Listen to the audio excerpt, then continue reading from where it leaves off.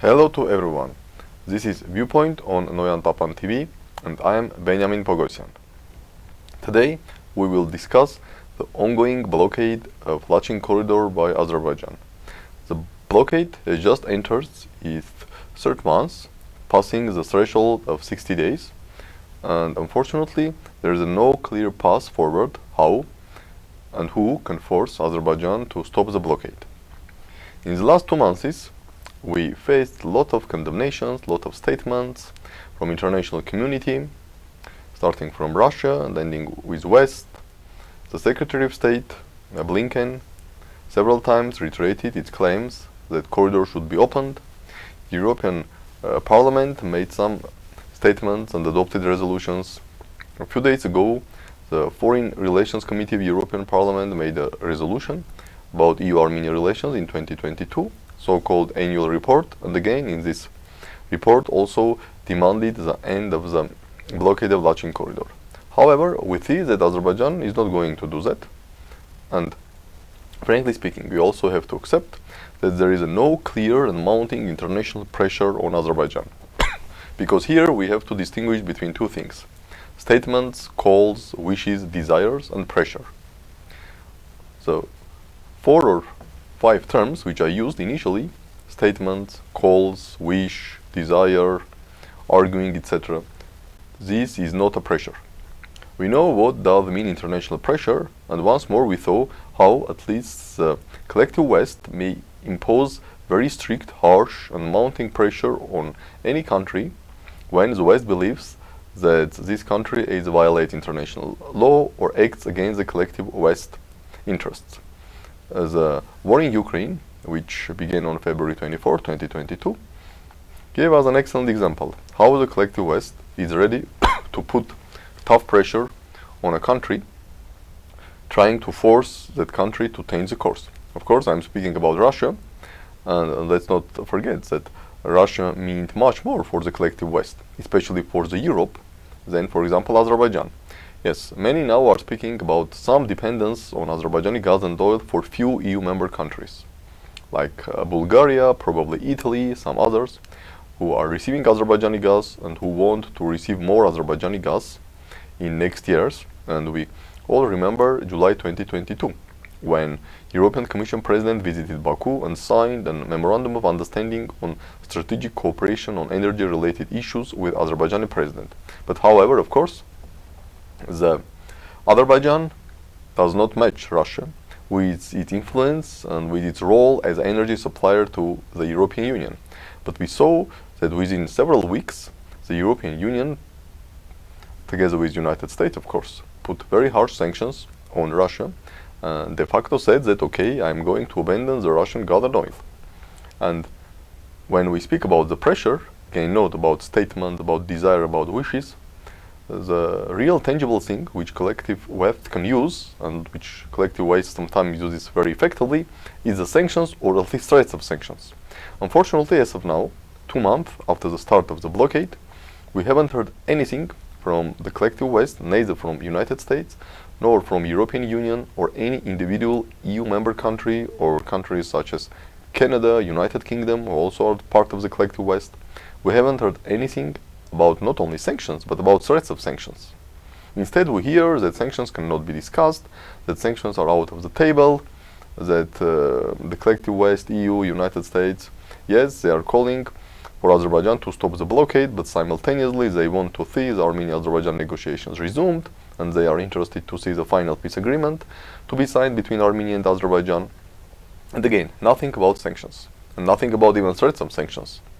Of course, it's very difficult to assess if only threats will be sufficient to force or convince Azerbaijan to stop the blockade, but the 60 days proved very clearly that if there are no tangible threats of sanctions, or sanctions themselves, it's very difficult to hope that Azerbaijan somehow will end this blockade if Azerbaijani demands are not met.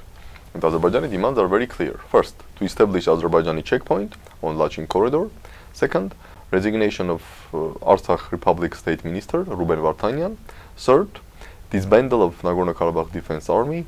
Fourth, the stop to functioning any mines in Nagorno-Karabakh Republic.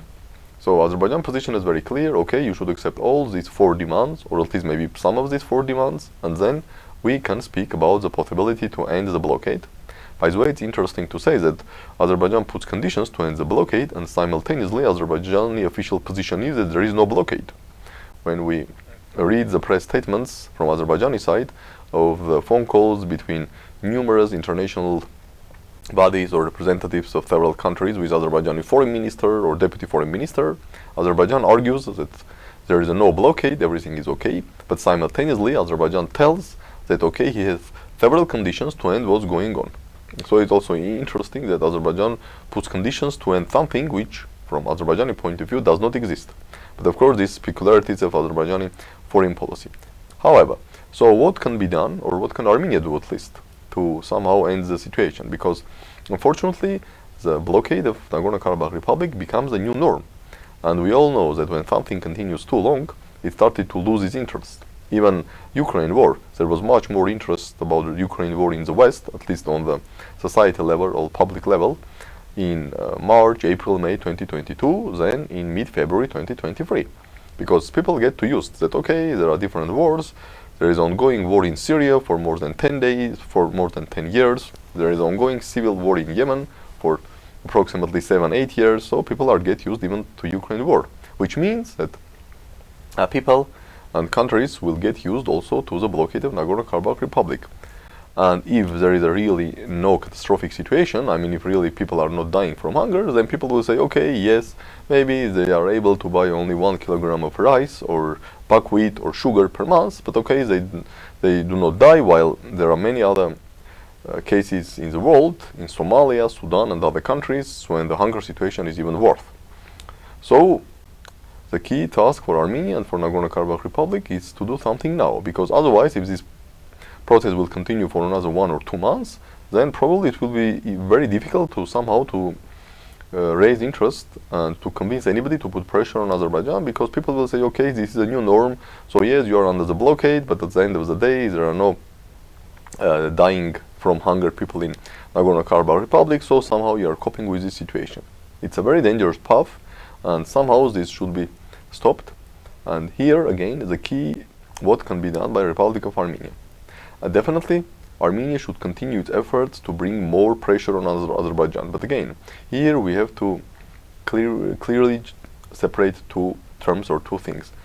Armenia should not call for EU, for individual EU member countries, United States, Canada, United Kingdom, any other countries, to just make statements, to put posts on Twitter, Facebook, calling for the end of blockade. This is a road to nowhere.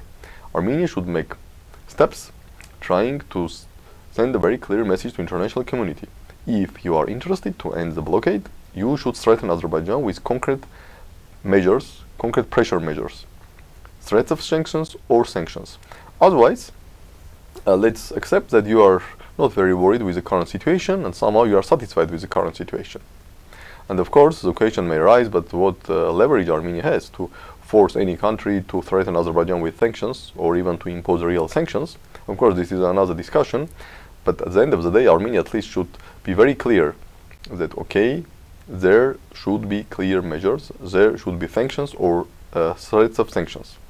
And the another issue is that, are we sure that the West is interested to end the blockade? Because from one point of view, okay, the blockade of Artsakh continues to increase the anti-Russian sentiment in Armenia, because more and more Armenians are raising difficult questions for Russia. Okay, why Russia is not able to disperse the several hundred protesters from Lachin corridor? Does it mean that the relation with Azerbaijan or relation with Turkey is more important for Russia than its alliance with Armenia? Or maybe Russia is too dependent on Turkey and Russia cannot make any strong action against Azerbaijan because it will complicate its relation with Turkey, while Russia is not able to afford complications of its relation with Turkey. But even if the second option is true, then many Armenians are asking, okay, if Russia is too dependent on Turkey and cannot do anything against Turkey, then okay, how we can rely on Russia for our struggle or fight with joint Turkish-Azerbaijani pressure.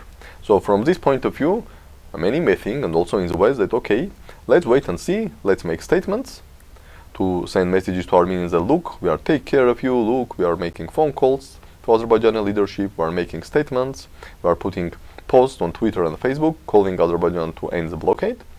But also we know very well that it's not going to happen, but continuation of the blockade is good for us because first, it raises anti-Russia hysteria in Armenia, and second, also is discredit Russia.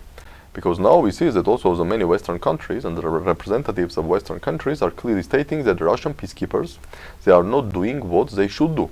So from the West perspective, maybe they can think that, okay, this is also good because we will discredit the Russian peacekeepers and we will create a base to kick out Russian peacekeepers from Nagorno-Karabakh, which definitely, at least from the United States point of view, would be a good sign because it will mean the decrease of Russian influence in South Caucasus.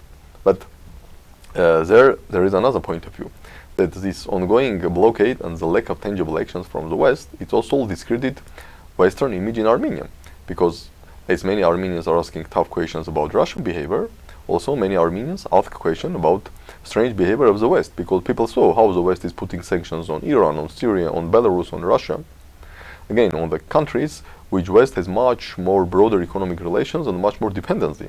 And when we hear that, okay, the European Union or individual countries of the West cannot put sanctions on Azerbaijan because they are buying some 10 billion cubic meters of gas per year from Azerbaijan, or hope to buy up to 20 billion cubic meters of gas from Azerbaijan somewhere in 2027, then people are asking, but how is it possible that EU put harsh sanctions on Russia, from which it imported 40% of its natural gas? And let's not forget that, for example, 3 or 4 years ago, Russia exported 150 billion cubic meters of gas to the European countries. 150 billion cubic meters of gas. But this was not an obstacle for the Europe or for the West to cut these energy ties and put harsh sanctions on Russia package by package. And currently EU is discussing, I believe, the 10th package of sanctions against Russia.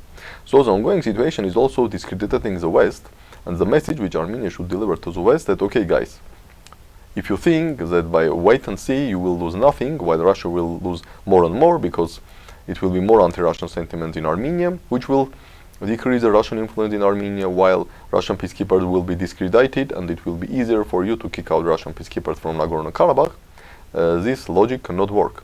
Because as much as Russia is being discredited in Armenia, as much as West is being discredited in Armenia.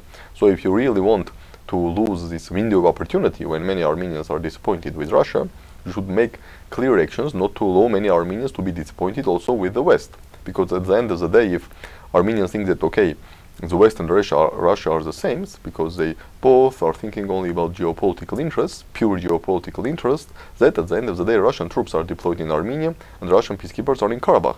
So at the end of the day, in the terms of pure geopolitics, Russia is a much more tangible force here, and Russia at the end of the day can secure the physical security of Armenians, especially in Nagorno-Karabakh Republic, but also in Armenia.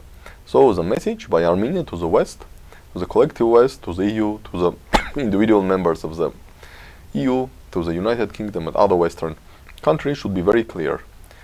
By allowing Azerbaijan to continue the blockade and making the blockade as a new norm, you are losing the window of opportunity which appeared after 2020, when many Armenians were disappointed from Russia. And this will harm your strategic goal to decrease the Russian influence in the South Caucasus.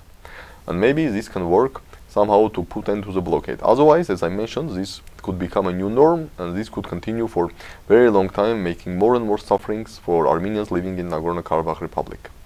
This is all for today, and we will meet soon.